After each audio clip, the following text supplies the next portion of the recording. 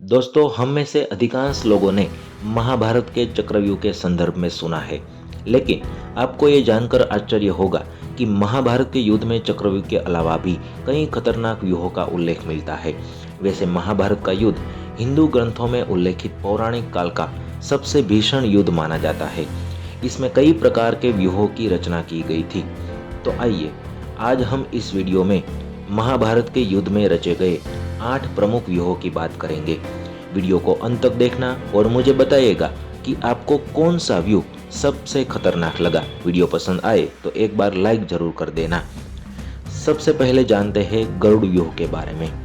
युद्ध में सैनिकों को विपक्षी सेना के सामने इस तरह पंक्ति में खड़ा किया जाता था कि उसे आसमान से देखते वो गरुड़ पक्षी जैसी आकृति दिखाई दे।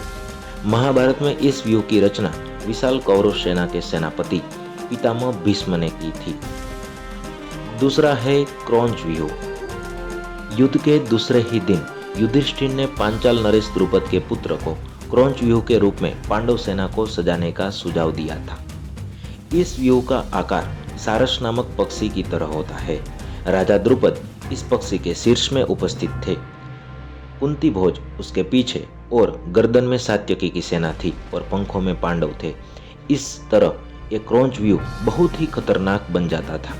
हालांकि भीष्म पितामह ने भी इसी व्यूह के रूप में अपनी सेना सजाई थी। अगला है अर्धचंद्राकार व्यूह, जिसमें सैनिकों को अर्धचंद्राकार भाग में खड़ा किया जाता था। महाभारत में इस व्यूह की रचना धनुर्धर अर्जुन के द्वारा तब की गई थी जब कुरुक्षेत्र में पितामह भीष्म की गरुड़ व्यूह रचना मौत का तांडव मचा रही थी। आगे देखते हैं मंडलाकार व्यूह रचना। मंडल शब्द का अर्थ होता है गोल या चक्राकार आकृति।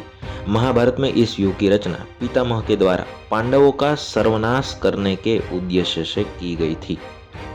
अगला है चक्रव्यूह, जिसके बारे में हम सब जानते हैं कि सामने से देखने पर इसके अंदर जाने का रास्ता तो मालूम पड़ता है, मगर बाहर निकलने का कोई रास्ता नजर नहीं आता।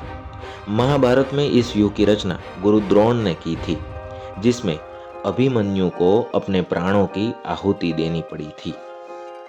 आगे देखते हैं चक्र शकट व्यूह। हाँ मित्रों, जिसमें चारों ओर से अनेक घेरे होते थे। मध्य में एक गर्भ घेरा होता था।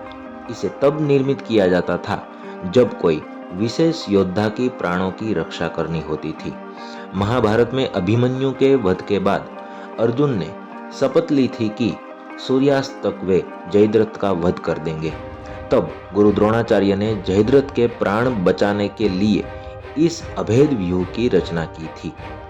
अगला है वज्र व्यूह। देवताओं के राजा इंद्र के हथियार का नाम वज्र था और इसी वज्र के आकार में सैनिकों को खड़े रखे जाते थे। युद्ध के पहले ही दिन अर्जुन ने अपनी सेना को इसी व्यूह के रूप में सजाया था, क्योंकि उस दिन उसका उद्देश्य था पितामह भीष्म के मंडलाकार व्यूह को भेदना, और वो उसमें सफल भी हुआ था। और ओर्मी व्यूह के अंतर्गत पूरी सेना को समुद्र के समान सजाया जाता था। पांडवों के वज्र व्यूह के प्रति उत्तर में पितामह ने ओर्मी व्यूह की रचना की थी। इसके अलावा भी दोस्तों कई प्रकार के व्यूह अस्तित्व में है, जिसका उपयोग महाभारत के अलावा भी कई लड़े गए युद्धों में किया गया था। उम्मीद है आपको ये वीडियो पसंद आई होगी। तो आपको कौन सा व्यू सबसे खतरनाक लगा वो कमेंट बॉक्स में हमें जरूर बताइएगा।